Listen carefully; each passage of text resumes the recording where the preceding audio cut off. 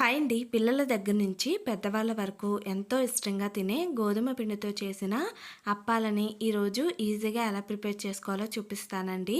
ముందుగా ఈ వీడియోనైతే పూర్తిగా చూడండి. నచ్చితేనే మన సంతోషం యూట్యూబ్ ఛానల్ అయితే సబ్స్క్రైబ్ చేసుకోండి.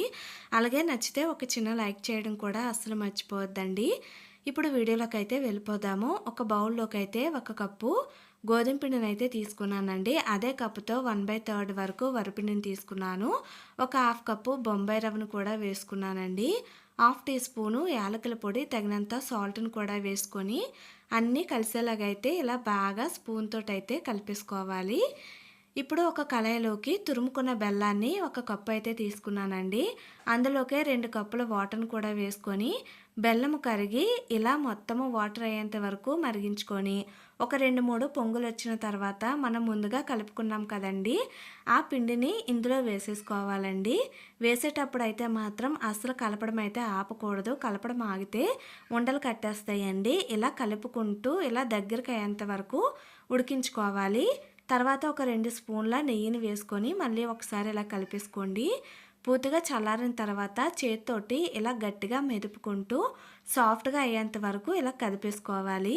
తర్వాత వీడియోలో చూపిస్తున్న విధంగా చేతికి కొంచెం ఆయిల్ కానీ నెయ్యిని కానీ అప్లై చేసుకొని ఇలా అప్పాల్లాగా అయితే ఒత్తేసుకోవాలి.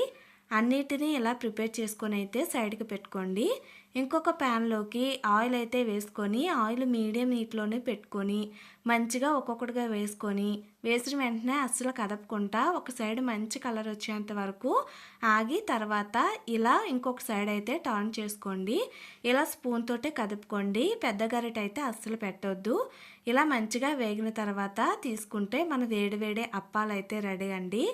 ఈ అప్పాలు వచ్చేసి పిల్లల దగ్గర నుంచి పెద్దవాళ్ళ వరకు ఇష్టంగా తింటారండి. అలాగే లోపల సాఫ్ట్గా బయట క్రిస్పీగా ఉంటాయండి. సో ఇలా ఒక్కసారి అప్పాలు అయితే ప్రిపేర్ చేసి స్టోర్ చేసుకోండి. ఇవి వారం రోజుల వరకు మనకి నిల్వ ఉంటాయండి. ఇలాంటి వీడియోస్ కోసం మన సంతోషమ్మ యూట్యూబ్ ఛానల్ అయితే సబ్స్క్రైబ్ చేసుకోవడం అయితే మర్చిపోకండి. Thank you.